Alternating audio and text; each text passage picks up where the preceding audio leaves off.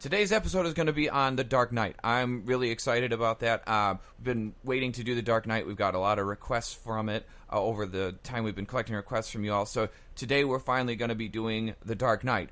However, in our episode plan today, we want to make sure that everybody knows, despite that this is about The Dark Knight, we're not going to actually focus a lot on Batman because of the 3 movies in this trilogy, this one focuses the least on Batman. What we're going to be really kind of covering is the stories of the fall of Harvey Dent, the role of the Joker in that, and also the challenges that Jim Gordon had to face. So we're going to be covering that. We're going to be covering treatment, and then getting into our final thoughts. And if you want to hear more about Bruce Wayne specifically, we do have an episode about Batman Begins, and we basically talk about him the entire time. Yes, and we do. Are we a little salty with our opinions? Perhaps. But if you're interested, that's where you can go find it. And also, so with Harvey Dent, what we're going to be focusing on is traumatic brain injuries, which we call TBIs. We'll also be talking about burnout and kind of the rigidity of having, the price of having a very rigid identity, like being a good boy, to put it very succinctly. Exactly. Basically. Like the duality of being, the pressure of being the White Knight. Yeah. I like that, is that Harvey is the White Knight of this story, and like covering the pressures and the burnout that comes from trying to manage being a hero and being the pillar of morality in this story and for this city. Mm-hmm. And the cost of that. So when we're introduced to Harvey, he's like a star prosecutor, like the DA. Yeah. Bringing down all the bad guys, all the mobsters. He's very flashy. I feel cocky, I guess, is how he comes off. Yeah, initially. I would agree. He's cocky and confident. Yeah, I don't know about flashy. Well, I mean, flashy, I don't know is the right word. True, but he does that whole and who is the person that was bad, and is staring at the mobster, very sure of himself. Right. So he is come off, and also because I think a couple times I wrote in my notes, Harvey is very sure of himself. Harvey's a little ego because he said something at dinner, in the dinner scene, where it was very much like, oh, he thinks he's got it all figured out. Like, he's sure the fuck kind does. of like the egocentrism that is you kind of have to be like a presidential candidate. I'm good enough. Like, I'm the one who knows what to do, and I have enough, skills to be president of the United States, which is kind of a crazy thing to think. Yeah, remember, DA is a stepping stone to that, too. Yeah. And it's an elected position. He definitely has, JFK written all over him. Future I wrote candidate.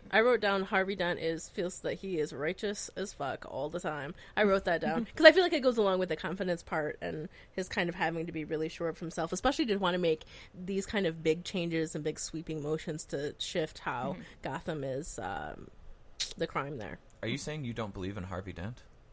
What are you talking about? That's the slogan of the movie. That's the slogan. Oh, that's right. Yeah, no, I don't. She does not.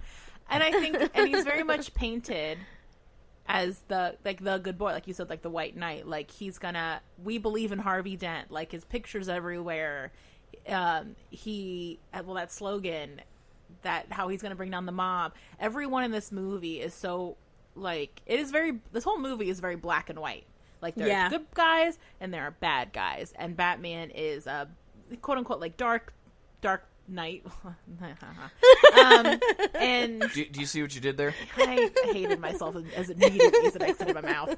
And then Harvey is the good guy. Like, it is this very split where you're like one or the other, and that's kind of a recurring theme of this whole movie, really. Yeah. Like, even with the boat scene, there's the criminals and there's the good people, quote unquote. Right. And that movie, the movie in itself, plays with that morality. The whole movie, the black and white morality. But I think Harvey's a very clear, leader of, the good morality part of it. And he's what, Batman wants the city to have. Yeah. Because, Bruce's story, I guess we were going to talk a little bit about him. It is a Batman movie. But, Bruce's story in this is wanting to surrender the mantle of Batman and the need for Batman to exist by building up the presence of Harvey Dent so that they can have their White Knight hero in the light as opposed to Batman running around at night clandestinely taking out people to then only be using their corruption to get back on the street and not get convicted, and to have finally the missing piece of Harvey Dent in place too, to take these guys down, to challenge the established mob identity. Like, think about like why they would show a mob bank being robbed at the beginning. Joker could have robbed any bank. Oh, yeah. I didn't even think about that. He could have robbed any bank, but it's bad guy robbing from bad guys. Mm-hmm. So like we got the tone of that movie set up already, where like they're kind of examining that dark versus light thing, Yeah. and then Joker causing the chaos in the middle. And I think in how Harvey has the weight of everyone on his Yes. shoulders. I mean, like, not only the city and the court system or whatever, but also, like, literally Batman also wants him to be the knight in shining armor Right. in this situation. So Right, I can't 'cause then imagine. he can have Rachel. Yeah, ugh, of course. Fucking Bruce. But it is, I think what you're saying is, he has so much pressure about, he has to be, the amount of times they say Harvey has to be incorruptible. Harvey has to be, like, no skeletons, and he has to be pure almost. Like, Exactly. his image and his reputation has to be totally clean. There's no room for, like, nuance in this movie. No, there isn't. Especially because, and the way that they always portray it is, we find one thing about him, it's fucked. Like all the those mayor mobsters. says he better not have any skeletons in his closet, and then Yeah. that Batman comes down. Yeah, For and the when the Batman. mobsters and that all the people that he's arrested will be released because he's a scumbag. Mm-hmm. So if he makes any wrong move or shows any descent into being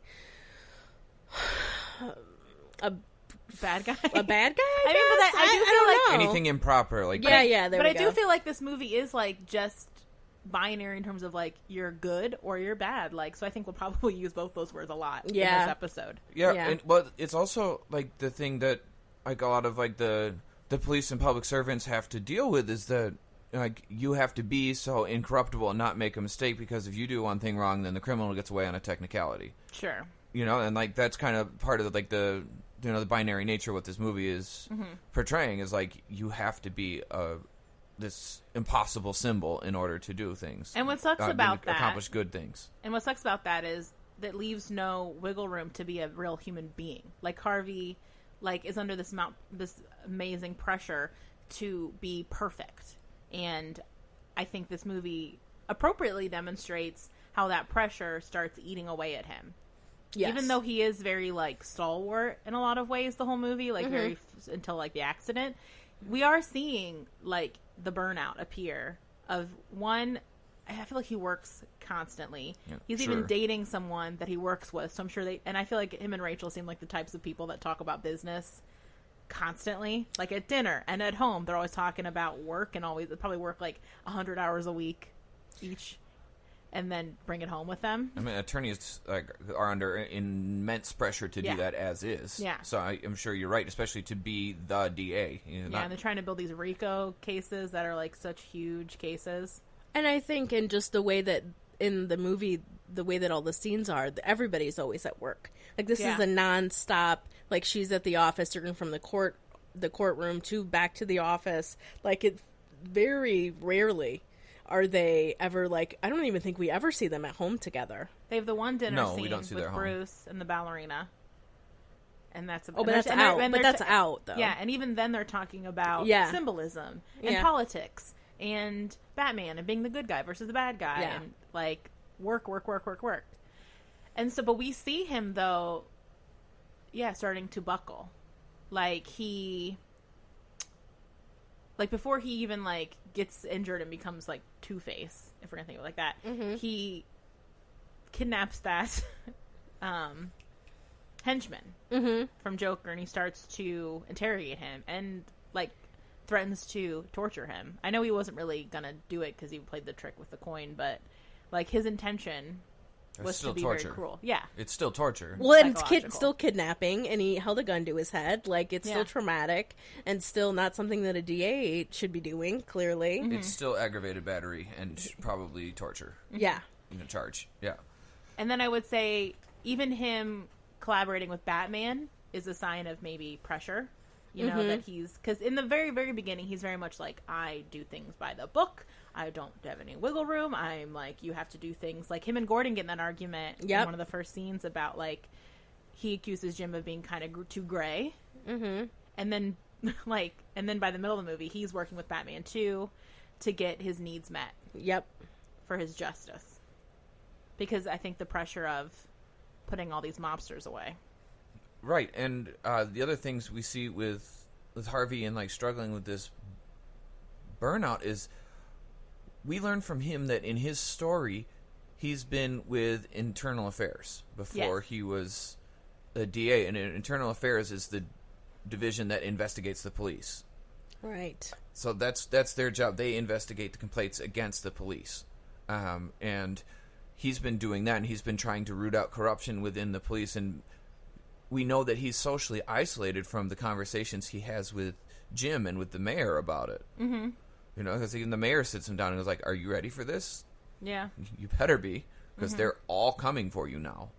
And we can already see like him starting to crack when he's talking about that, because we're realizing that, you know, they've been calling him, you know, names behind his back. Yeah. And that he had a reputation of being this super rigid, idealistic nerd person who wouldn't, wouldn't compromise on anything and would investigate every single complaint to root out every bit of corruption, which is the way they have to be. But that is nobody's favorite thing to do, is to go and get investigated, especially by a guy who's going to be tenacious like Harvey is. Mm-hmm. Absolutely. Yeah, his sense of at that point in this movie, like, his sense of morality is very specific, like Law and Order morality. And then as this movie progresses, it starts to shift and break apart in a way that does make sense, because he's struggling. He's having burnout. Like, he's not taking care of himself. With all this going on with Joker, like, no one's getting a break, you know? Right. We see that with, like, everybody in this movie. Because it's consistent. There's just so many things happening consistently throughout the movie. Like you said, there isn't a break. And so, in what burnout kind of looks like is when we stop taking good care of ourselves and making sure that we're doing things to separate our work life and our home life, and really struggle to maintain any kind of idea that you're not only your work. And how what ends up happening is then you end up being more, in some cases, more likely to screw up or do something that you wouldn't normally do, because you don't have because your cup is completely empty and you still have to give everything, and nobody can do that. No matter what a white knight or whatever, no one can do that. Yeah.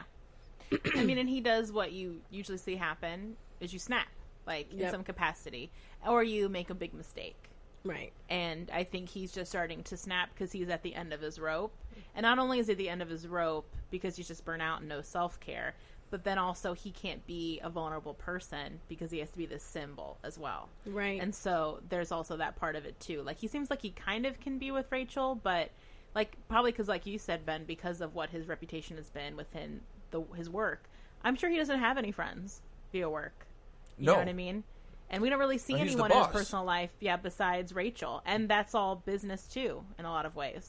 And also, when Bruce throws him the fundraiser and he goes, he's like... He's very anxious. He's very anxious, very frantic to be around a bunch of people that he feel like he doesn't connect with, doesn't know anything about. The confident Harvey that we see in all the other scenes. Mostly when he's acting as the DA. I mean, like, mostly when he's giving press conferences and shit.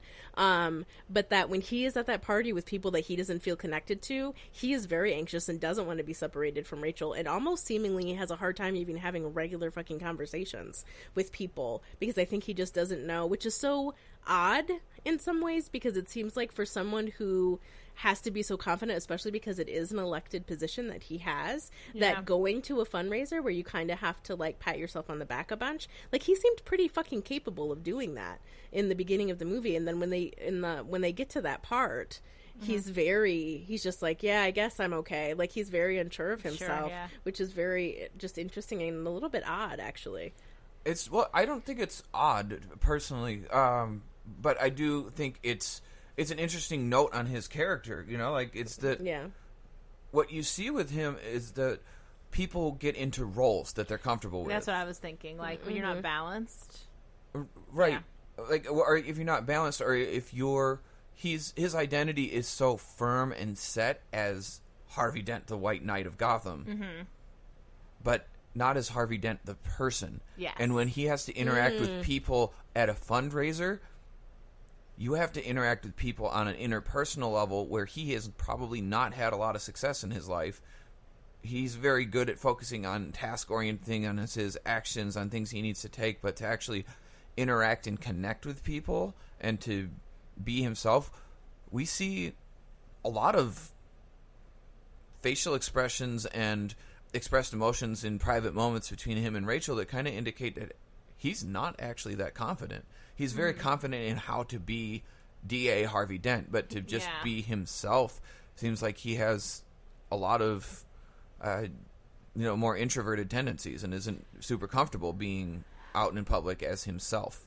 Once again, like I think I said 1,000 times, I wish we knew what his childhood was like and what his parents are like, because he reminds me of those kids that are just like golden boys through school, are very like gets praise from his parents in a very specific way, which is being a good student, or maybe didn't get any stuff. I mean, making a lot of assumptions, anything from his parents, and so this is how he got affection was through, or attention from being a very good boy, and that everything else is kind of just ciphered through that. Like, I know how to be a good boy, and then it's just kind of blown up into his adulthood, because, and this puts you at risk for like burnout, because I just read, well, I'll call it, I'm going to be such a typical person who's like, I didn't read this article, but I heard about it on social media.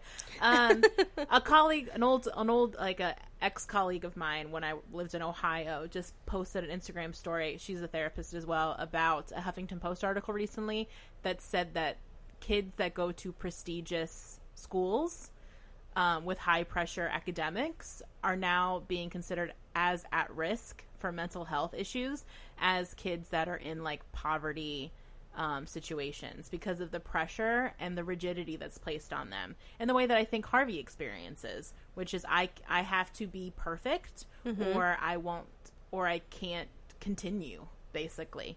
And there's no room for failure. There's no room for vulnerability. There's no room for nuance. And you just keep it all inside until you snap and burn out. And there's no room to have another identity. There's no way to be a whole person, right? You can only be this one thing, and that's all you are, right? Yeah. And you're not allowed to be anything else besides this white knight. You're not allowed to be, a human or a boyfriend, or like the only role that you know how to play is this. And whenever you're not in that role, you don't know who you are. And so in that, and anything, as we know, that goes along with identity, usually there's anxiety, doubt, your self-esteem can be lower, your self-confidence is lower, because you don't feel comfortable in your own skin. And you can make the argument with yourself, like, people don't love me, they love Harvey Dent. Right. And that's not a real person, right? Really. Or that's not really me. And so then you don't have as much of a strong foundation as you appear to have to other people. I mean, we shit on Batman Bruce Wayne a lot in Batman Begins, but maybe he's got the right idea with making Batman a very specific person and Bruce Wayne a very specific person, and then his true self in the middle, where he can kind of have that compartmentalization that maybe keeps him a little mentally healthier.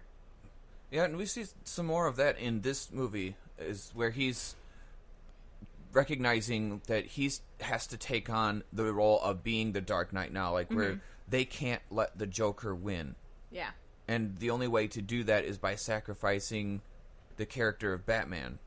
Yeah. So, like, by making Batman a symbol, like you're talking about, by making Batman a symbol, he's able to do that and take the Joker's power away. Yeah. But then he can still be Bruce Wayne in whatever way he wants to be Bruce Wayne, and it doesn't have any impact on his whole entire life.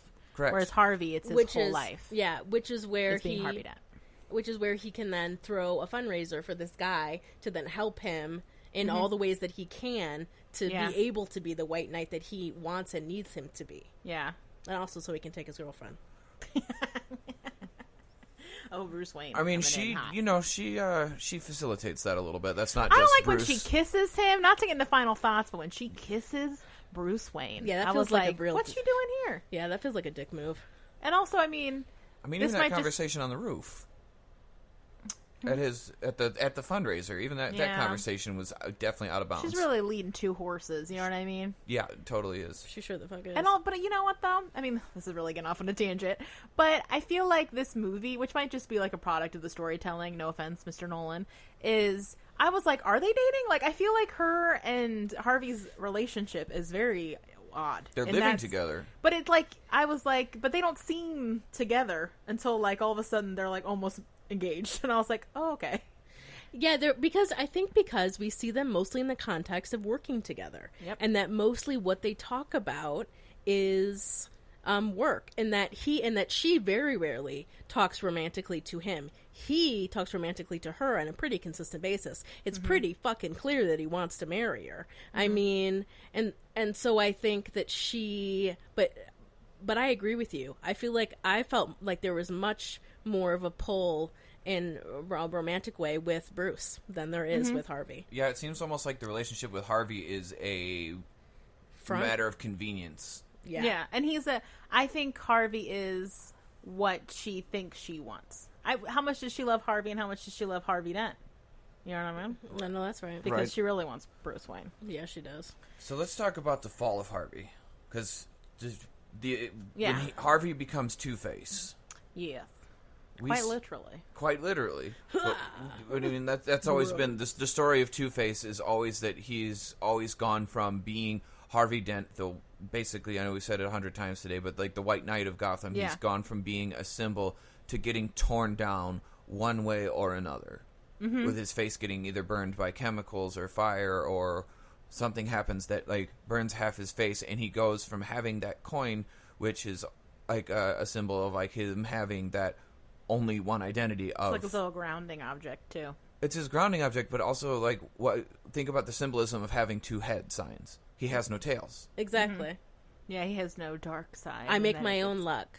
Like, Yeah. that's what he says. Like, I make my own luck. And it's like, yeah, but also you're cheating. Right, but like, but both sides of me are light, Yeah. you know, and Yeah. then, Which is impossible. but that it gets taken away from him, and when he becomes Two-Face, this movie doesn't do a great job at really like hinting at like the ethos of Two-Face, which is that he loses his ability to process morality and places it all on the coin. They talk about it, but it's not as ingrained as it really is for Two-Face. It's like an obsessive nature that he can't decide, so the coin decides it. Which we do see more accurately in Tommy Lee Jones' portrayal of Two-Face in Batman Forever. Oh my God, Brittany, with the Batman Forever. She was Jesus. talking about this beforehand, and we had to keep reminding her that movie is trash. It's so fucking bad. I can't Whatever. even talk Val about Kilmer it. Forever. Bat nipples. But I think they do try to place importance on the coin, but I think I agree with you. I don't think they do it. They do it a little bit too. It's not It's almost manically, too subtle.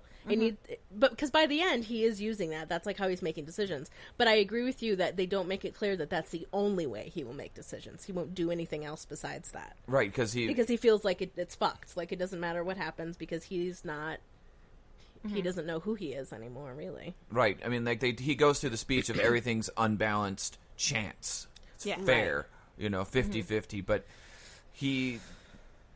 when he becomes Two-Face, like what we see, like psychologically, is that he's had a traumatic loss here. Yeah. But also, what isn't covered in the movie and really should have been that Brittany brought up is that he likely has a TBI. Which is a traumatic brain injury.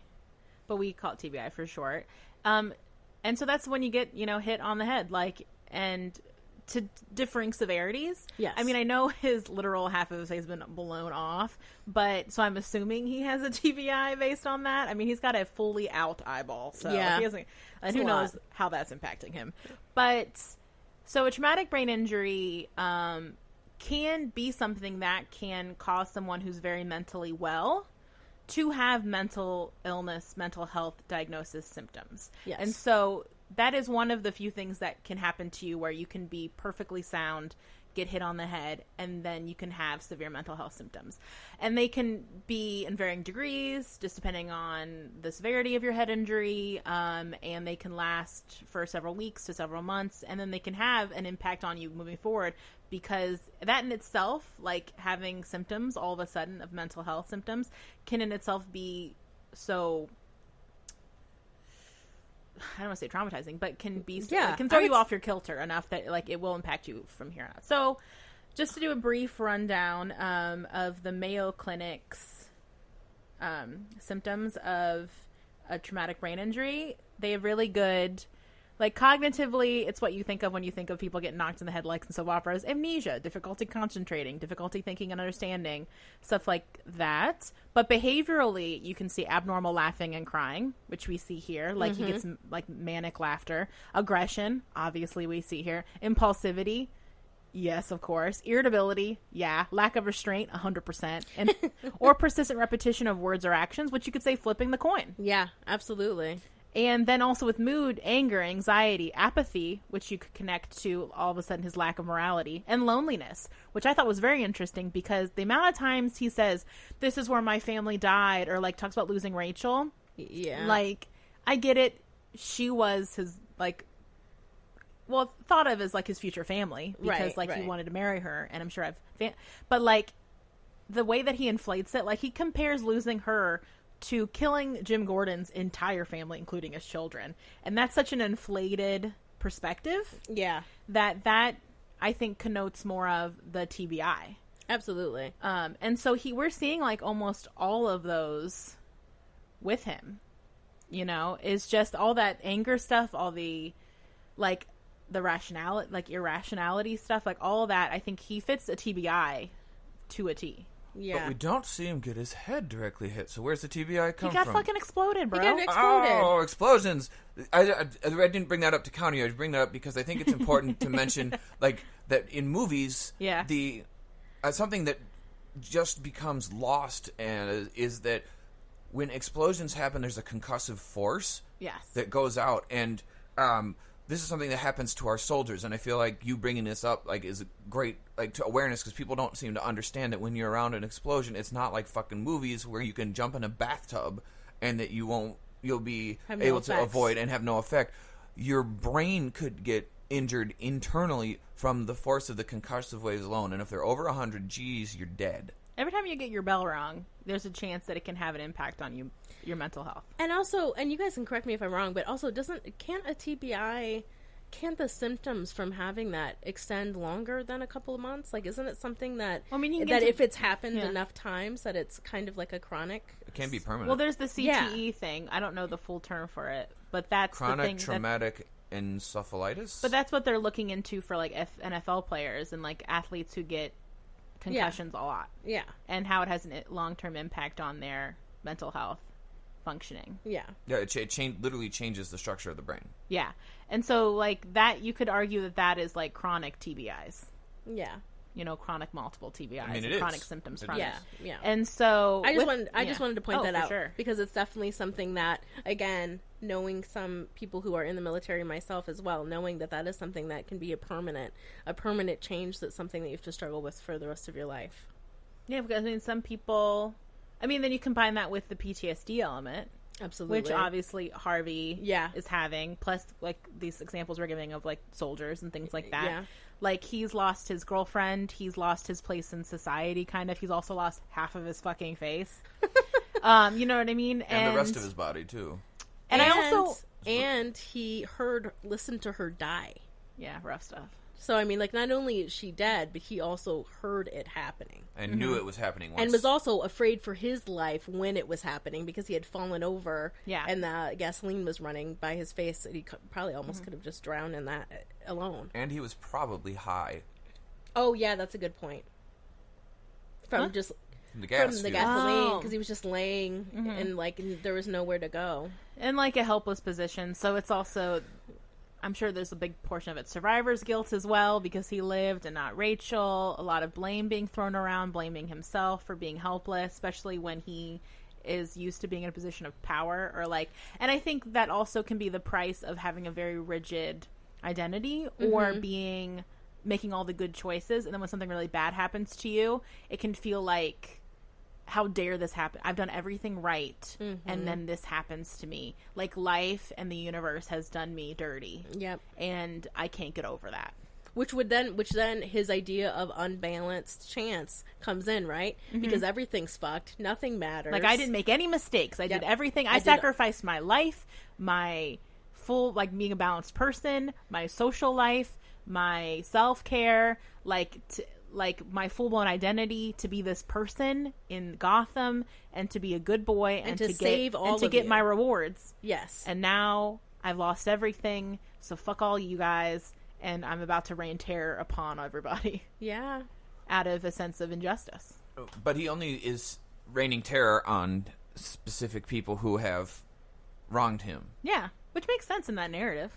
I mean, it does. It makes sense. Like, I think everything about this movie is done well. Yeah, absolutely.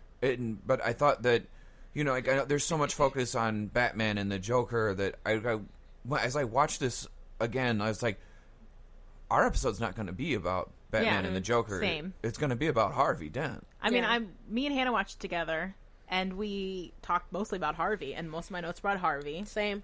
Because he's the one that goes through the most obvious psychological turn. Right. And so quickly, too. Which is why I think I'm also, like, leaning into the traumatic brain injury, is to have such a switch, like a quick switch in how he is as a person and his identity, I feel like has to be catalyzed by a TBI.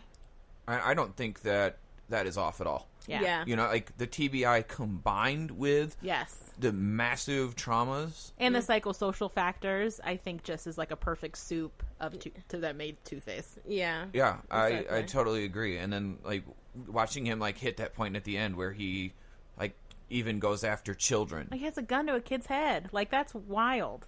And do you guys feel like, because as you guys are talking about this, I'm thinking about the conversation that Joker has with him and thinking about, was that like just the last bit of his sanity that just went out the window after talking to the Joker?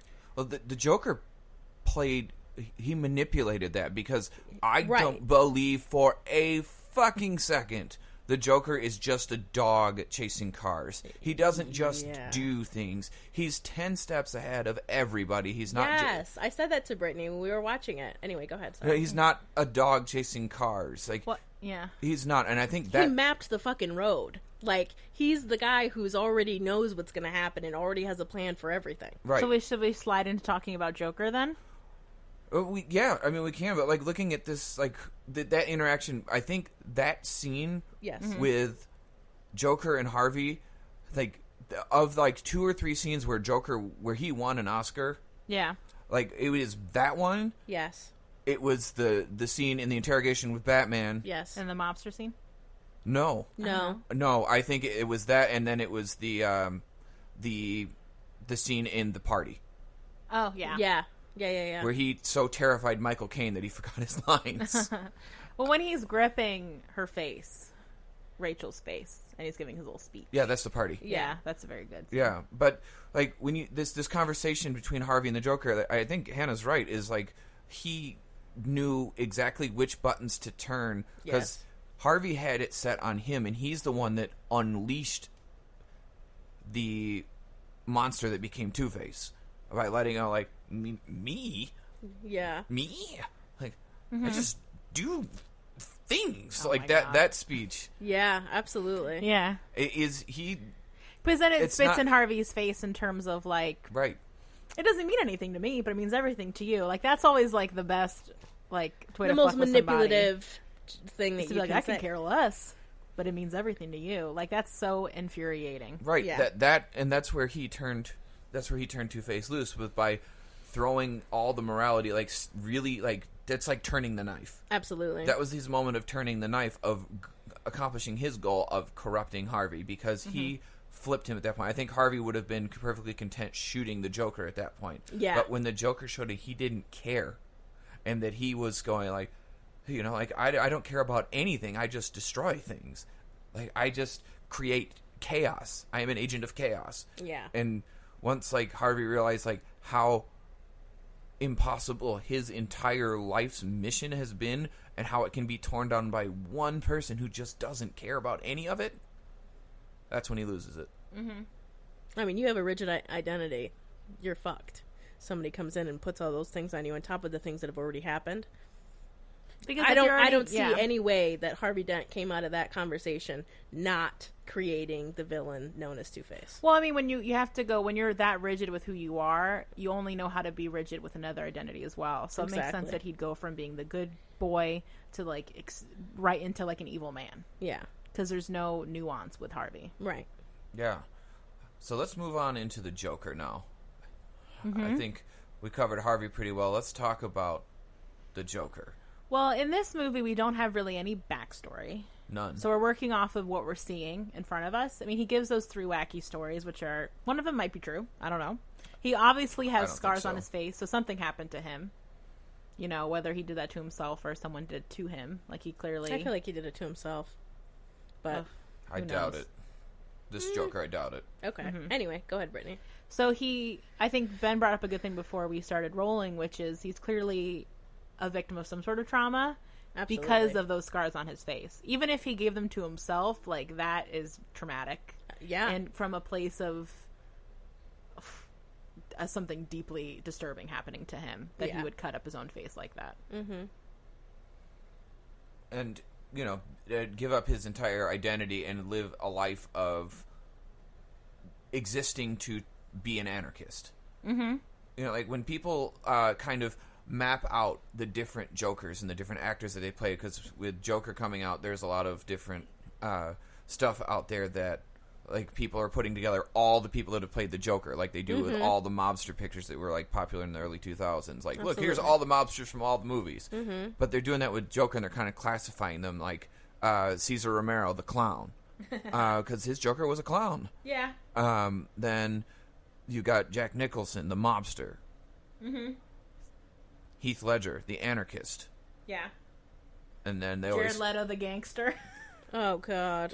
Yeah, Jared Leto, the what the fuck question Nobody mark. cares. How about Spitting out that? you fanboy faces. Sorry. Anyways, go ahead, Ben. And then they always end up like Mark Hamill, the Joker. Aw. But Mark Hamill. he's the best Joker. I'm sorry, guys. I love him Heath. so much. Heath is so very good in this. But just Mark And then Hamill we is have the Joaquin, Joker. and then we have this new Joker coming out, which I will just go ahead and say probably Joker the incel. Is this Joker I know, that's right. coming out. I mean, that might be true. I know, that's right. Going based on the trailers and what I've read about it so far. The way alone. that Heath Ledger, he is so captivating in this movie. The way that he moves, the way that he talks, the different ranges of his voice, how it's high and sometimes really deep when he finally actually gets irritated or angry, kind of what you were saying when somebody calls him a freak, that really, like, he can't deal with that for himself. That's when his tics show.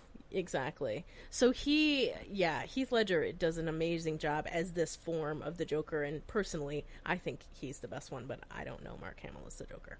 Anyway. because it's a Fix that. cartoon Joker. Yeah, I know. So the trauma that, but I agree with you guys. Like, I definitely think clearly he's experienced some kind of trauma to some capacity that was pretty severe in order for him to have this idea of anarchy and that nobody's life matters and Or setting that up everyone things. at their core is as bad as me. Exactly. When you really get down to it, everyone's bad on the inside. Absolutely. If you put them in the right position. Yes. If you take away enough things, give people a choice, they will Be bad. They will be bad. They will. That's definitely his mentality. And like we see him go through a series of different stories of like, you want to know how I got these scars? We see that happen, and we see like him tell well rehearsed, terrifying stories. Absolutely. Like each one, like my wife wouldn't smile anymore, and so I cut That's my the face. creepiest one, in my opinion.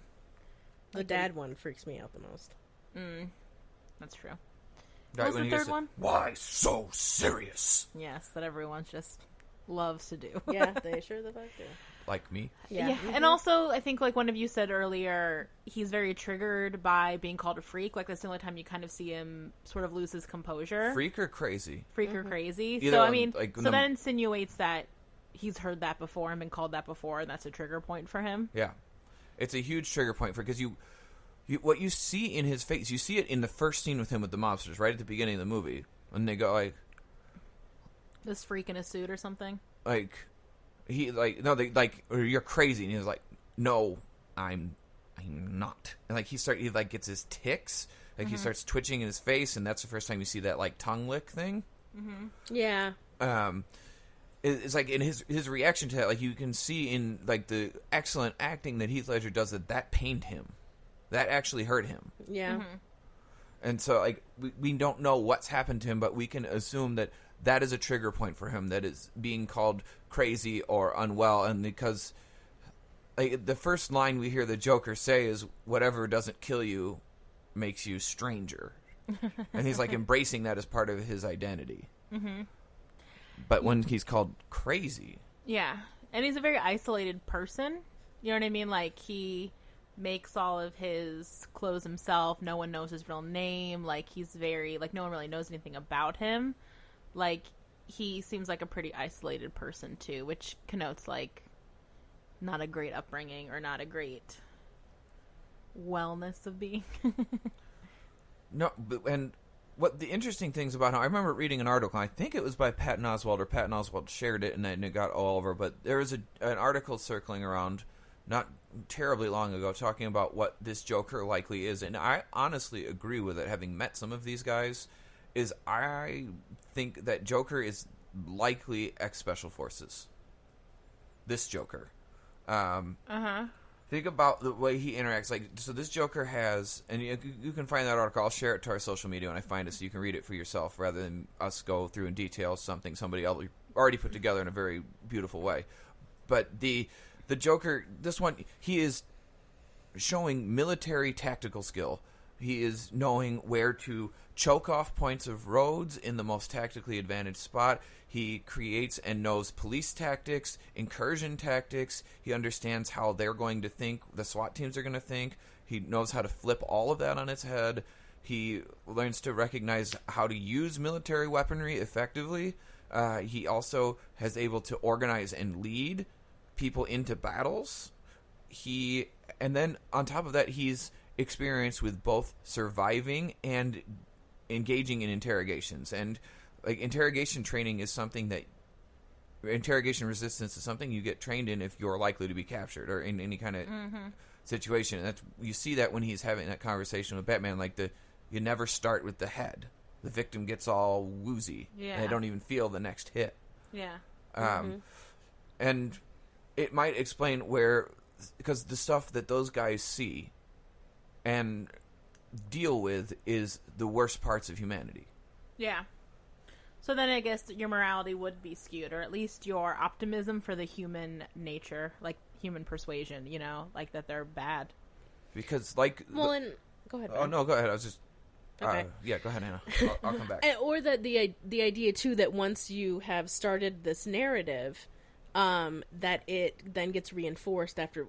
If he, again, was Special Forces, once he sees so many horrible things, it would be pretty hard to sway you back the other way. I think it would be, and also based on the idea that he has had childhood trauma, which I think is really clear. I can't imagine that the place that he is in currently came after he was an adult who was in the Special Forces.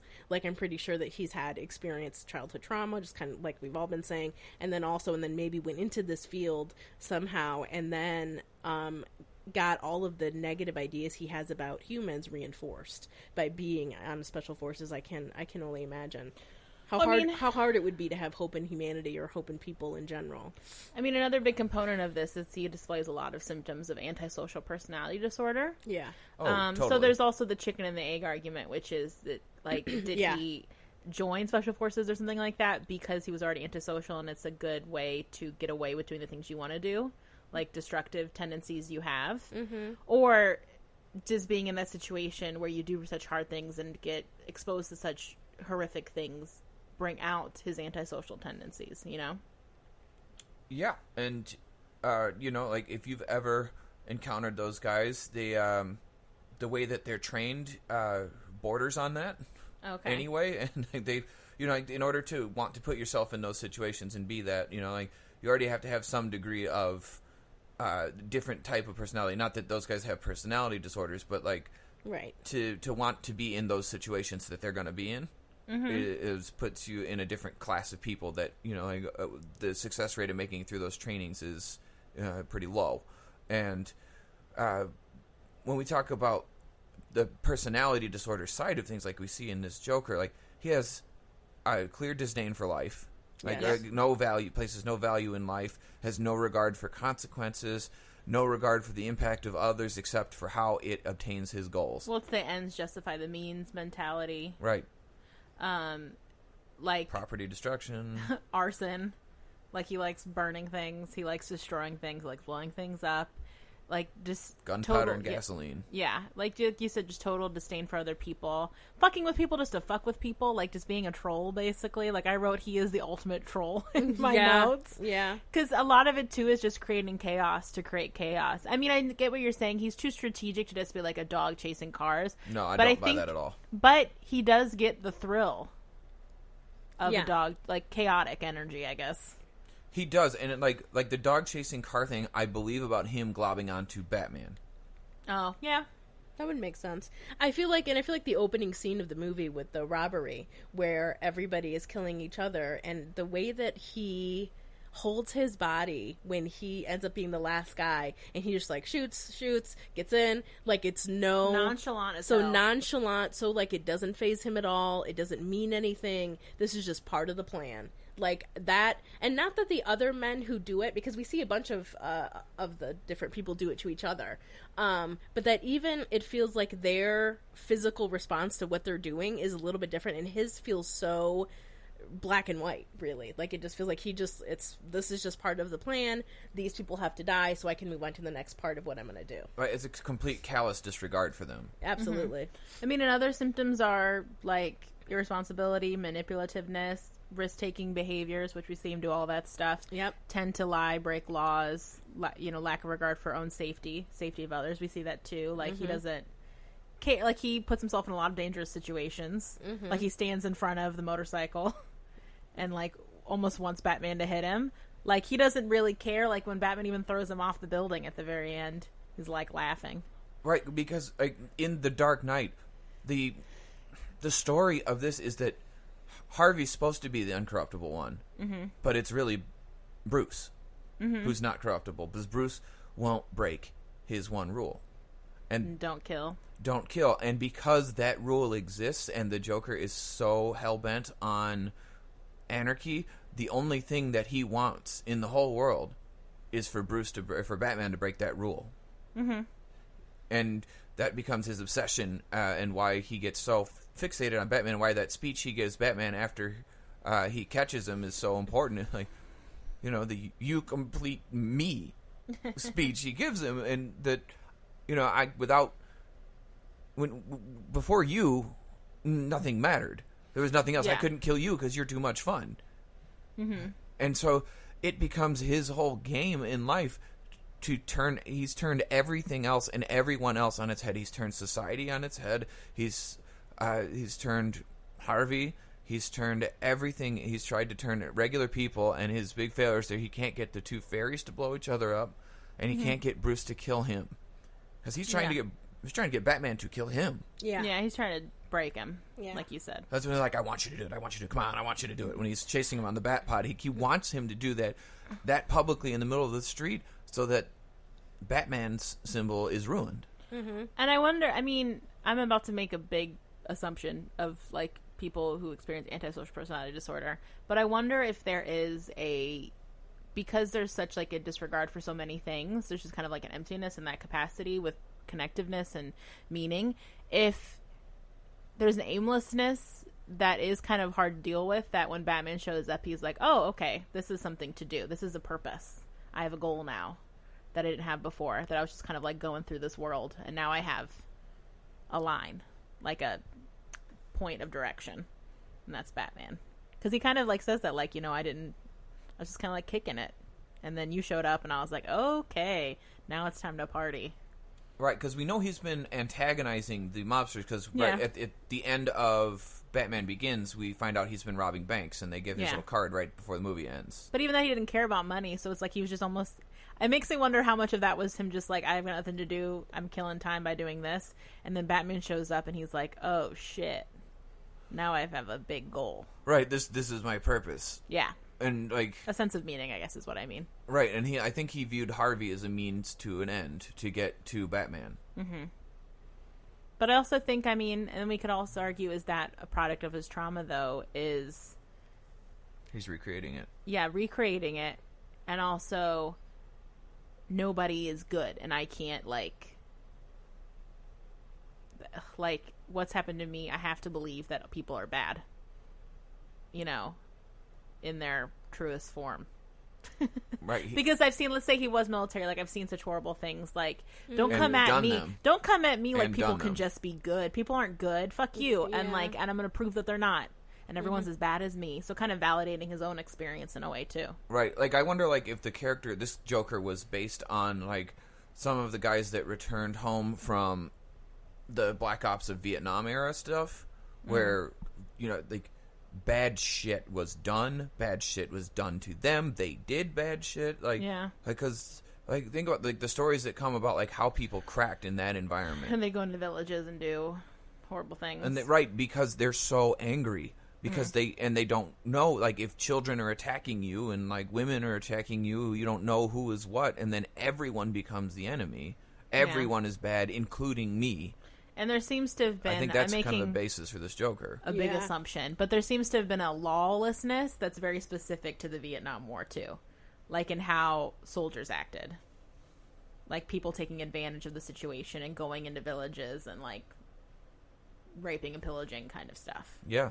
In a way that didn't happen, I think, as much story like what I've been informed of with like World War II and World War I. Like it seems like when people talk about Vietnam, there's a lot more of those kind of anecdotes than you hear about in World War II and World War One. Right. Well, there's also a lot more, you know, like Drug use as well. Drug use and like town to town and less confined battle spaces, less established battle spaces. Right. This seems more disorganized, so just a lot more chances for people to like bad people to do bad things. Which is also probably why is that some of that style of warfare has what has happened in Iraq and Afghanistan. Absolutely. Is that everywhere, especially in Iraq, like everywhere, particularly 2008, this is, you know, around the time when that war is getting bad. And has, like, particularly when this movie was getting made, probably 2006, like, Sure. a lot of bad stuff was happening then.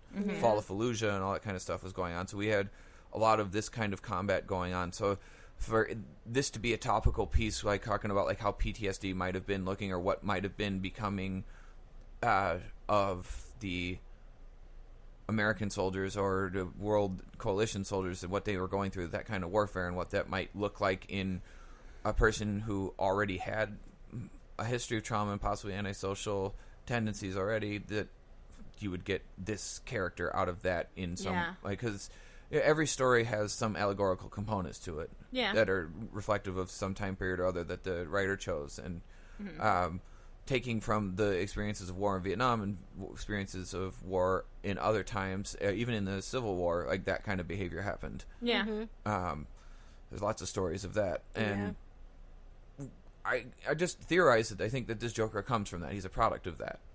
That makes sense. Yeah. All right. So I guess we want to move on to Mr. Gordon. Jim? Yeah, with Jim, what we see, like, Jim has to sacrifice a lot in this movie.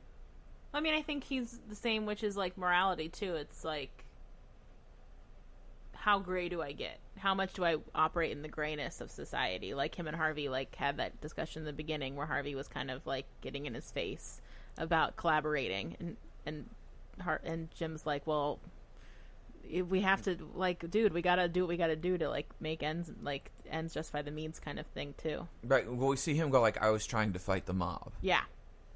And Jim in this movie, I think he's the most gray character. Because he is also the most realistic. Like, he's trying to do the best he can with what he has. I think he's the most earnestly driven, though. Like, I think he's trying to, like you said, like, be a good guy. He's trying to do the right thing. And he's making mistakes because he's a human being. He's the most, like you're saying, like, the most realistic character. And I think I think of it this way, and maybe it's not the same for Harvey and the Joker, but just thinking of it also in the way that he's also been, worked with the police for a really long time. Like, it's not like he is just like a new cop who's just been around for a little while. Like, no, he's a lieutenant. Yeah, he's earned that mustache. Like, exactly. Like, he's been in this. The mustache. He's been in this situation for a really long time, so he knows that it isn't black and white because it never has been, and he can't have that ideal that things can only be right or they can only be wrong. He knows that that's not how it is. Yeah, and I think you have to get your hands dirty to exactly. I think where he makes the mistake because again, he is human, and if and humans, we make mistakes about things, especially when there's so much chaos around you. The pressure he's under. That dude's got to have 18 ulcers and like a heart murmur by the end of this movie. Absolutely. And I think what we were saying, before we started recording, is that the mistake that he makes is that he believes that all the men who work for him, or the men and the women that work for him under him, that he is like handpicked, he's vetted them, he knows who they are, he knows that they're not dirty, he knows all of these things, and in some ways is very inflexible about that, as compared to all the other things that I think he's much more flexible about. For some reason, he feels very sure of himself that he has made the right decision about the people that he has who work for them. Maybe, do you think it's one of those things where he has to believe that or he'd go crazy? Like, I have to believe that if I'm constantly, like, the paranoia would be too strong. Like, if I have to, like, be eyeballing everybody I work with all the time, would be too hard. Like, I have to do this job with the level of stress that I'm under. I have to believe at least the foundation of my people under me are good. I mean, I work with cops, so like I have to, like, I can talk to this a little bit. Is that like they have to have that, right? Yeah, that's what I mean. Like they have to have that belief to keep going. They have to have that because they're going to get guaranteed into some dangerous situations, and they need to believe that the person they're with or the people on their team have their back above anything else, particularly when shit goes down. Yeah, like. Let alone, like, the investigations and all the stuff that guys like Harvey represent, which is why there's such a friction between him and Jim, is because, like, he's there trying to do his job and trying to do the best he can, and guys like Harvey are, like, investigating every little bit of wrongdoing, and to Jim, who's operating in the real world from his perspective, in the gray, is like, I don't have time for you to like, put my guys on leave so that you can investigate every one of these claims, which, in his mind are going to be seen as mostly bullshit. Some stuff he knows is going to be real because we know from the, like, established, Gotham history that the cops in this particular fictional city have a tendency to be corrupt and to be influenced by the money of criminals, and for that to contribute to the vast power of the, rogues gallery and mobsters that exist all over Gotham. Yeah. Like the establishment in Gotham City is the least powerful entity to the citizens, I guess. Yeah, like the mob's the most powerful. Like the mobs or whichever gang is in control at the moment. The criminal underground. To, influence the story, whichever rogue you chose to highlight that day out of Arkham. But this, like, friction between him and Harvey, like, illustrates, like, a really good depiction of what this guy is going through, is because he's trying to keep other people at bay, to protect his team, to protect his people, so that he can do his job with people he trusts. But in that, he gets, like, inverted because it's his people, his most trusted top two people. Like, he's with Ramirez throughout the whole movie. She's in the car with him. Yeah. Oh. And she's the one that took Rachel. Yeah. She's the one that took Rachel. Like, it's all of them that get swept into it, and it's his people that get corrupted, so he has to face that and deal with that. And then the other thing he cares most about, because with cops, it's what becomes, as they get older and more onto the job, more years on the job, is trust less, control more. There's a tendency that happens. Yeah, like cynical.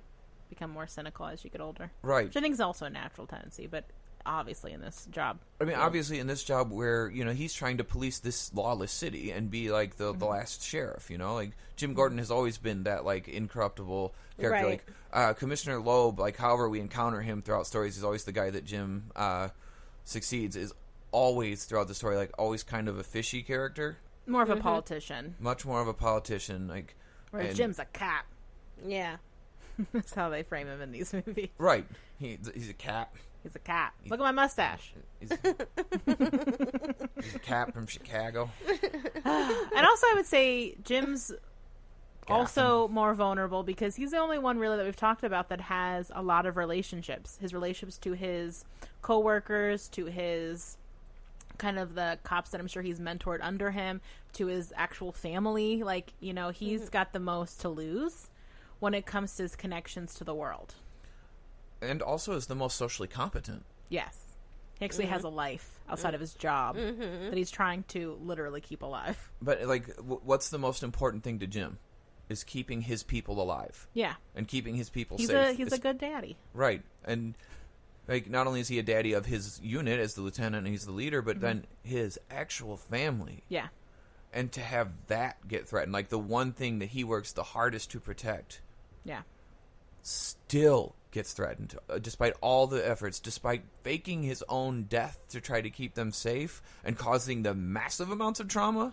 Yeah, his wife should have slapped him harder. Yeah. And Divorce! more repeatedly. Much more. Could you imagine? Your family therapist in the room, ladies and gentlemen. You got that fucking right. All right, so, I think we covered, like, Jim pretty well. Like, treatment. What do we want to talk about for treatment? I mean, I think if we were going to talk about Harvey, I mean, I don't know in what context Harvey would ever come into my office. Like, I'm thinking of Harvey pre-explosion.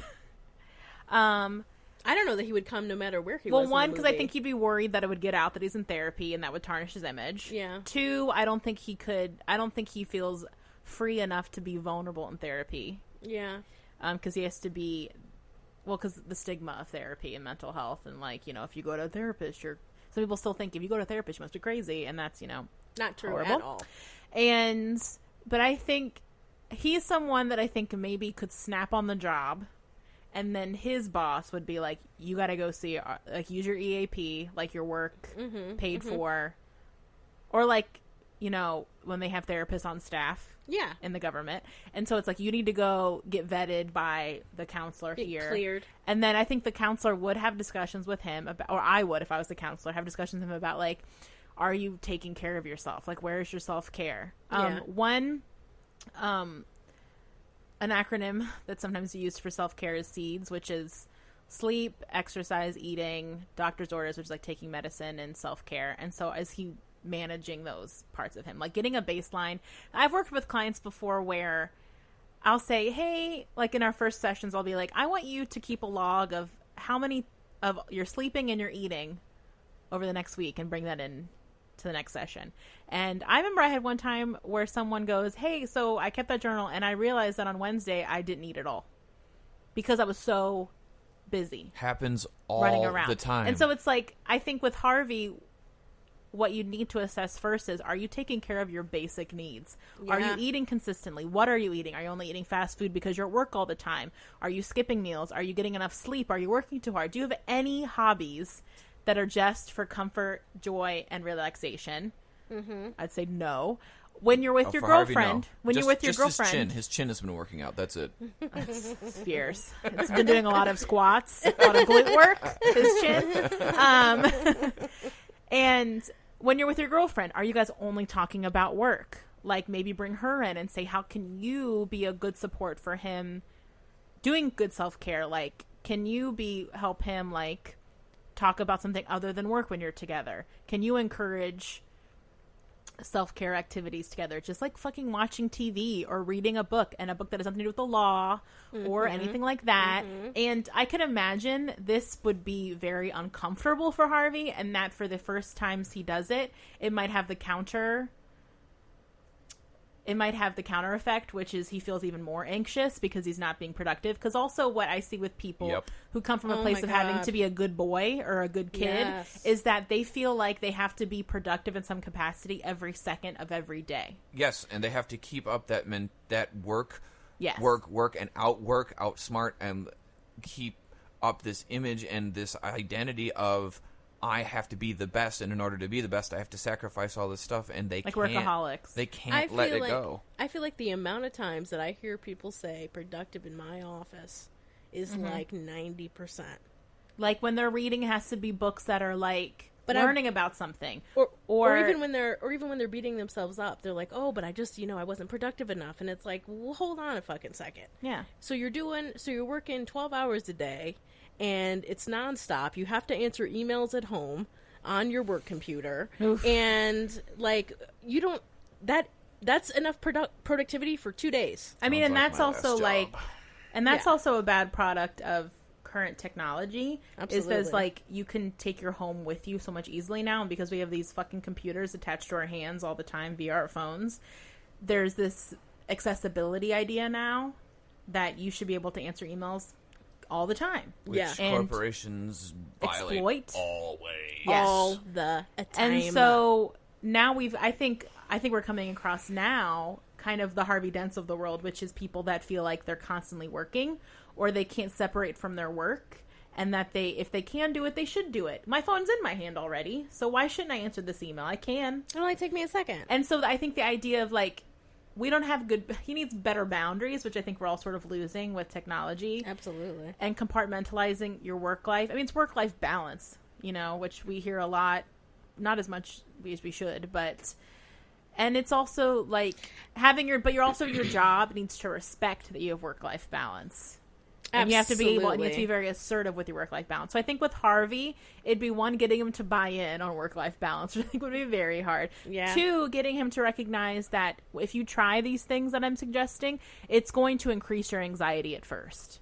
And you're going to have bad feelings. And it's not going to feel good. You have to, like, relax into it, but that's going to take a while because you're doing something so out of the norm for you.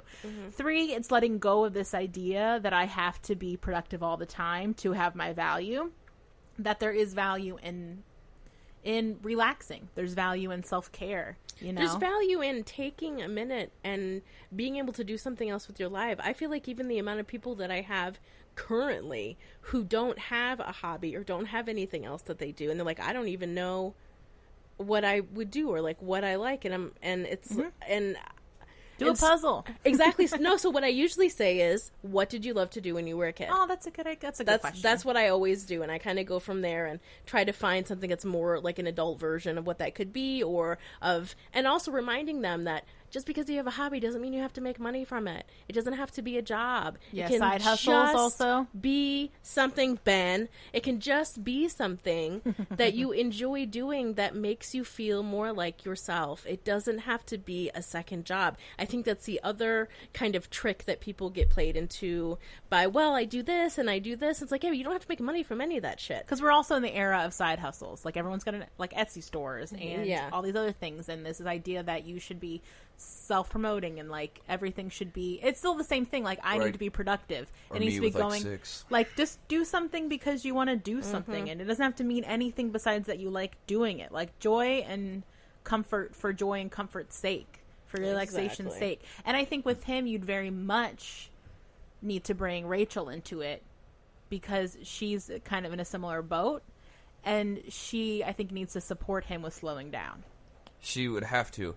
I think that's very right. I think that's a dead-on assessment of exactly what he needs. Like this... Because he clearly wants to get married to her and maybe have a family with her, and so you can't maintain at this level. I mean, I guess you could if you have nannies and stuff, but like, do you want it? What kind of father do you want to be? What kind of husband do you want to be? And that could be a way actually to get buy-in for him. Right. I mean, he's the Gotham DA, so in Hannah's words, he's fine. He sure the fuck is. But he would probably need doing fine to. with But I money. think he probably, I would imagine, because he does seem like a very good guy, that he probably wants to be, if they had kids, be involved in those kids' life. I bet you he has a very specific idea in his head of what kind of husband he'd want to be, and it probably clashes with the Harvey Dent, capital H, capital D, Harvey Dent. Yeah. And so it's like, well, how do we shift that to get all of our needs met, and to be the person we want to be, and also be the person you want to be. Not Gotham wants you to be, not Batman wants you to be, and not Jim Gordon wants you to be. Not what Like, Rachel wants you to be either. who do you want to be?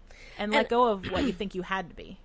And I think, and the other thing that, just as like a side note that I feel like I tell all of the people that I see, usually in the first session, is we talk about self-care. We use that word a lot. I feel like we use that word a lot. It's very buzzy now. It is very buzzy, and I think what's also tricky about that is that sometimes people assume that you know what that means. And people assume that you know exactly what to do. It's like, well, what do you do for self-care? Or is your self-care good? And people are like, I don't know what the fuck you're even talking about. Yep, so a all the time. So a lot of times I tell people, look, I am going to help you figure that out. People act like self-care is this magical fucking thing that you just know it when you do it, or you already have it. And a lot of people haven't developed that, or haven't Not at all. or haven't ever considered the idea that they don't have to be a fucking machine all the fucking time. So I really tell them, like, look, I'm going to help you find those things. That's something that I like to do. Everybody, in my opinion, basically, should have about 10 things. About 10 things that you do that you can switch in and out. Like, I had a hard day today at work. I need to go home and do, like, I did all my self-care things this morning. I need to go home and do, like, at least 2 things, and this is what I'm going to do. So you can kind of shuffle them around and make sure that you're taking good care of yourself. And I think, and clearly in this world of Batman, it's definitely like nobody is taking good care of themselves. I would argue to say maybe Bruce probably is taking the best care of himself, because he allows himself to sit and cry and to process. Pouts at the window in his outfit. I mean, he's also I mean, he does pout a prick, but yeah. Anyway, stand and mope dramatically while the smoldering ashes of oh my god, the warehouse I degrade guess he below gets your to feet. go on fake dates. So maybe that's his self-care. he gets to ride around helicopters and be around beautiful women and, like, yeah. I mean, But I mean, it's all that he has no interest in, though. I know. But anyway, but either way, I feel like if there's anybody who's even close or even has any idea of what they need to do, it might be him, because I think also because he's managing the two identities. You know what? And It's this is a because whole he sidetrack. has Butler Daddy. And because he has probably- money. Who's feeding him, putting him to bed. I bet you Alfred feeds him, puts him to bed. I know, that's Remember right. Alfred says that thing of, like, you weren't sleeping in the penthouse. Like, why are you sleeping here? So he has an accountability partner. Yeah, in he does. Alfred, who is his dad, who's looking out for him Daddy and making sure he's Butler. taking care of himself and is taking care of him when he's not. Yeah. So he has that person that also, what I love about Alfred, my favorite, is that he doesn't give a fuck about Bruce being Batman. He just wants Bruce to be Bruce. And so he's like, Yeah. he's not giving him any brownie points for going out and getting his ass kicked. Like, and he actually, like, works against that. He's like, I don't like this. Why are you sewing yourself up? Are you done doing all this bullshit today? Like, Yeah. are you gonna eat these crumpets I made, I assume? Are you gonna, like, watercress sandwiches? Are you gonna sleep in the bed? I made your bed this morning and you were not in it. And I think he's the one, because Brittany, are you part Alfred? I resonate the most with him. I love Alfred. I think, in that 3-character game, Alfred might have to be one of yours. Like, which three characters most make up your personality or reflect it? No, because I'm not a good caretaker. Brittany. Yes, you are. But no, I think he's, because that's what Harvey needs Rachel to be, which is not give a fuck about who he is as a lawyer.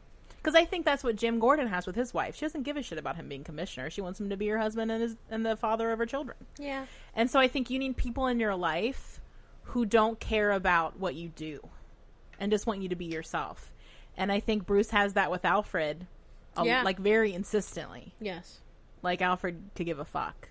And so I think that's a big part, the biggest part probably of why Bruce is so well-rounded. And I mean, we said that a lot in the Batman Begins ones, is that he's the most chill and vulnerable and funny when he's with Alfred. And they even are cracking jokes together in this movie for, like, the few scenes that, like, Bruce has where he's just being Bruce. Yeah. Yeah. So if I were to think about treatment, the first thing I want to talk about is Joker. Joker is not treatable. I don't think this Joker is treatable. Benjamin. I don't, because he won't I don't engage. either. Not that it's That's true. not that it's impossible to treat people who He has have no personality buy-in. disorders. He will have no buy-in. This Joker will make a game Yes. out of turning whatever you're doing Yeah. into the absolute antithesis of it and make it the chaos and watch you fall apart just like he's done to everyone else. Make you his Harley Quinn, from a little I know about these comics. Yes. Because she was probably. his psychiatrist, right? She was a psychiatrist, and then she became his Lover. sort of. Yeah. But yeah, then she became his lackey. Yeah. And lover and abuse cushion. Yeah. Horrible. It's terrible. And eventually she breaks free from him, but that took a while for that Birds of storyline to develop. Prey. I'm excited for that movie. Anyway. But just wanted to make sure, like, people understand that, because, like, not that you give up on people, but, like, this particular version of Joker is extremely scientifically unlikely to engage in any sort of treatment with you. He's more likely to figure out exactly how to invert what Yeah. you're doing and turn it on you. And he's one of the ones that belongs in the criminal asylum, not necessarily with like trying to treat this issue with him right now. Maybe he'd change. I would want to treat Jim because Jim's still alive at the end of the story. Because I think Jim is going to, and his family, I think there's going to need to be family therapy, like let alone like the police side of things where, there's been a lot of police deaths. There's been a lot of things that happened with getting rocket launchers fired at you while getting forced into a trap to drive, I can't imagine there's going to be a lot of police quitting the police force after this movie. Just like a lot of like people just leaving. I mean, I think with the events that were happening in this film, like the entire city force of cops and the sheer number of them that are going to be injured or dead from these incidents, I think that there would be a lot of police work to be done as far as like police therapy. And there'd be a lot of them with a lot of ripple effects, and there'd be a lot of debriefings, a lot of working to go to the districts and work with the officers. But for Jim, what I think Jim would need would be treatment on both the police side of things, because now he's the commissioner, because now this is your department. And, he's going to need to have the confidence to be able to believe he can evaluate people and processes, because now he's had his trust in himself inverted, because he's been trusting himself. This is my guys, these are my team, my people, and it was his people that caused the worst injuries to the people he knows. And then you are going to want to do family therapy with them so that they can work on, Dad, what the fuck? You fake killed yourself? Or fake had yourself killed? So that's going to be an issue. They put them through that. And then to have them all be facing that trauma together of dealing with Two-Face. I would feel like family therapy, marital family, and individual therapy, like they're just so very much work to be done on like debriefing the incidents of the trauma, working on building trust within the relationship, working on building trust within himself. Again, to be able to like lead and believe in his instincts again that have kept him as a very successful, clean officer for his whole career, despite living in a world with so much chaos. That's all I got. Yeah, so I would probably do family therapy with Jim and his family. I think that, especially under the idea that he's now the commissioner, and how much that may shift things for them, and how needing to, because essentially he's broken trust with the two most important people in his life. And I think, Ben, that you're absolutely right. I think that there would have to definitely be couple therapy in order to kind of process what happened. I think there would be so much anger and resentment, also over him going back to work and then getting promoted and to getting a harder promoted job. to commissioner, where now like he came home for 10 seconds and then had to go right back. Like, the idea that, like, Jim, will definitely need individual therapy as well to help him find and be able to do self-care in this new position that is all encompassing, and would be very hard for him, I think, to split that up. And so I do think that doing couple work with him and his wife to help really prepare them and also soothe the things that have happened and help them feel more connected to each other, but also kind of really talk about what their hope is for how their relationship will be now that he's in an even higher position in such a fucked city. Like, what's his work-life balance? Yeah, what can I hope for, and what can we do to kind of still maintain our relationship and or to repair the fact that I thought you were fucking dead, man, and I want to rip your face off when I saw you, and then you just wake your kid up from a dead sleep with your ghost face, like he thinks you're dead. yeah and the kid's just like, Dad? Terrifying. The kid should scream his head off, right? And no kid would be like, "Did Batman save you, Daddy?" It'd be like, "What?" Like, he should be. I feel like he would hit him. I feel like I'd be like, oh, what is happening? Like, totally Like a monster. flip out. Exactly. Like, what is Coming out of his happening? bed. And so I also think, you know, doing family therapy and really processing what happened. Again, Ben, you know, pretty much what you said, and helping them, because now, you know, that string of trust that runs through a family has now been ruptured twice by the same person. And how do we go forward in this relationship, and how do we repair that? Because having a person, the most important person to both of them, his wife and his son, fake his death and then just show the fuck up and be like, I was really worried, I didn't want you guys to get hurt, blah blah. It's like, yeah, that's all good, but like, we legit thought you were dead. We went to a fucking funeral and shit, dude. Like, what the fuck? And then you get put in peril. Exactly. And then had the trauma of then having it happen anyway, even though he did that, of still having it happen. I mean, I think there'd be so many different things that would need to be addressed so that we don't start a narrative of what this is going to look like from now on, a negative narrative, right? Or this idea that you're choosing this job over us. Well, Yeah. and especially, and not even having the ability to say, no, it's okay. You know, I have an office job now, you know, like I'm off the streets. I just, you know, like work with the mayor and the politicians to make sure that policing gets done and that people are, you know, on up and following rules and procedures, because the guy he just took the job from got murdered in his office by poison. Yeah, in front of him.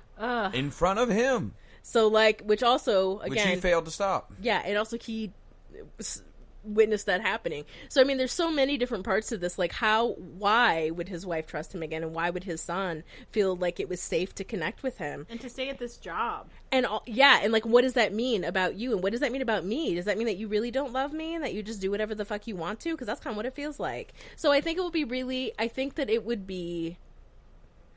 I really feel like if they didn't do family therapy after this movie, I don't know how this family would continue to maintain. Well, it's the narrative that's in a lot of stories, movies, and books and otherwise, where she's just the wife that just lets him be whatever he needs to be for his character's arc. Exactly. And she just is compliant. Yeah.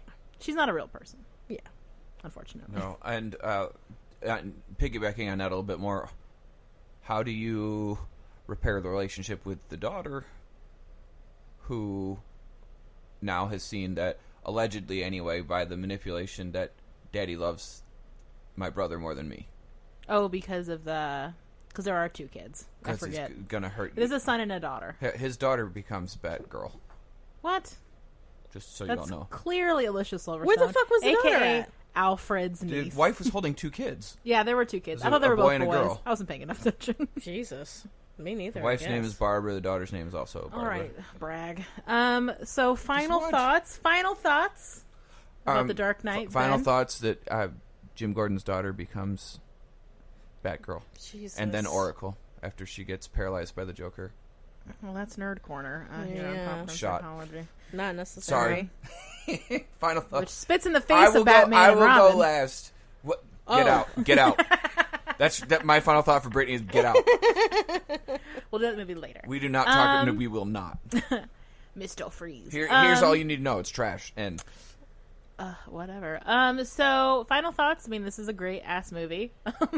This movie is so well done. Christopher Nolan made the best Batman movies, and no one should have touched them after he finished. Thank He you. made a perfect trilogy, and people should have just kept their dirty hands off of Batman.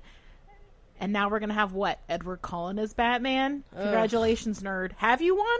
Yeah, Question mark? exactly. Anyway, so I mean, the true you die a hero or you live long enough to be the villain analogy. I like how you ignored with that he was these Cedric movies. Diggory.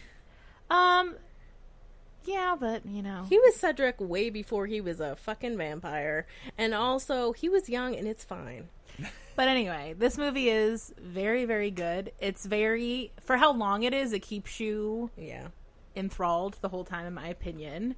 Christopher Nolan is just a dynamite director. He uses music so well. Heath Beautifully. Ledger makes so many choices in this movie that are so weird that work so well. And yeah, it's just a really good. I don't love that there's only two female, three if you count Jim Gordon's wife in this movie. One of them is killed, Rachel, as a story element, like the girl in the fridge kind of argument people make about stories for men. The other woman is the one cop that gets corrupted really horribly. So that's awesome. And then Jim's wife, who is a non-person. So I don't love that about this movie. There's also the mother on the ferry. Okay, let's all take a breath. She has like one line. You're grasping at straws for that bullshit. I am. And so I don't love that about this movie. Yeah. But, you know, what are you going to do? And, yeah, I mean, I liked it better than Batman Begins, that's for sure. I'll watch this movie again. I'll probably never watch Batman Begins again, but I like this movie. Because I do think Bruce is more likable in this movie. Maybe because he has less screen time, but he is. Yeah. Hannah?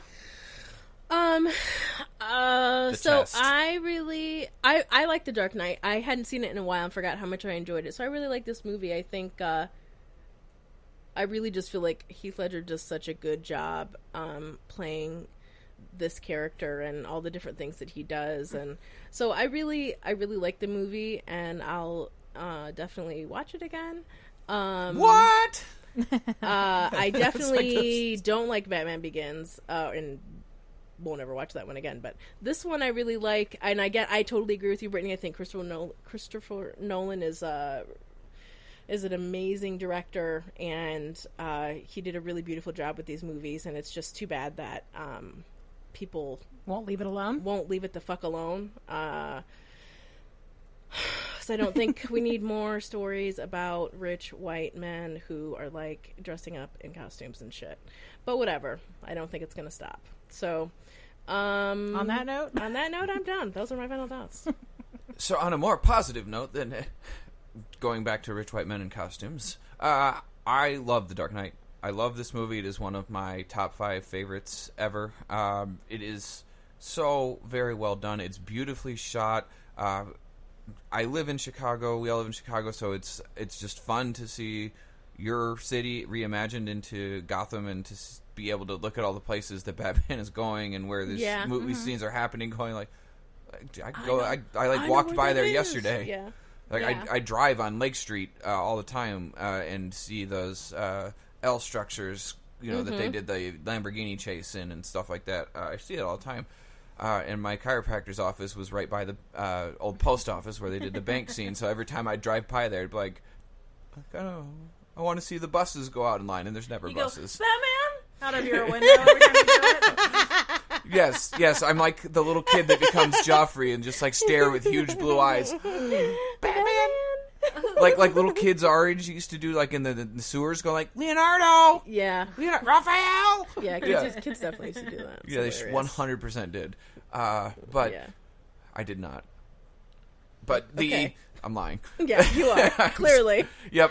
But no, I love The Dark Knight. I think that I love Heath's take on the Joker. I love what he did to, like, the character turned things on its head, and also he turned the character of the Joker on his head, like making him less of the, like, clowny antagonist for Batman and make him more of this calculated, chaotic figure who is dealing with so much internal chaos and making that into everyone else's world, like we kind of talked about here, like recreating his trauma by like creating and like trauma for everyone else, and displaying so much uniqueness to the way he took on this character. I just love the way it's done, and the Batman's fighting styles in this are really interesting to watch. Like the brutal deliberateness of his fighting style is very different than what was happening in Batman Begins. But I love this movie. I could watch it over and over again, even though it's long. It's just, the story makes sense. There aren't really any flaws in it. It's a tight, beautiful, It's not goofy. emotional story. No, it's not goofy. It's a really The way that good. it could It be. is. It's an excellent film. Like, it's a really good movie, no matter what you think about Batman or whatever. Like, it's a really beautifully done film, for Well, sure. why I think Nolan did the best Batmans is because they all feel so grounded in reality. Yeah. Even though it's wackadoodle what's happening in these movies, they all feel very grounded in reality. Right. They're telling like human stories Absolutely. in like this world, whereas like what like tried to happen with like where they tried to carry some of that realism, but then bring in like the more comic booky characters in the movie that followed this, the atrocity that was Batman versus Superman. Like was just a massive disappointment from the beauty of Nolan's stories. Okay. All right. So- Well, we don't want to get too sidetracked. No, we don't. So, I hope you guys like this episode of The Dark Knight. Like I said, check out Batman Begins as well if you haven't already, if you want to do one than the other to get a full, well-rounded perspective on that. You can find us on Instagram and Facebook under Popcorn Psychology. We're on Twitter at popcorn_psych. We also have a Patreon now, so if you would like to become a patron of us, we would love it. There's little fun gifts for each tier of being a patron. If you donate $50, you can pick a movie to do as well, so keep that in mind. And yeah, let us know. You can always email us at popcornpsychology@gmail.com if you have any thoughts or opinions about anything you hear today. Thank you and happy listening.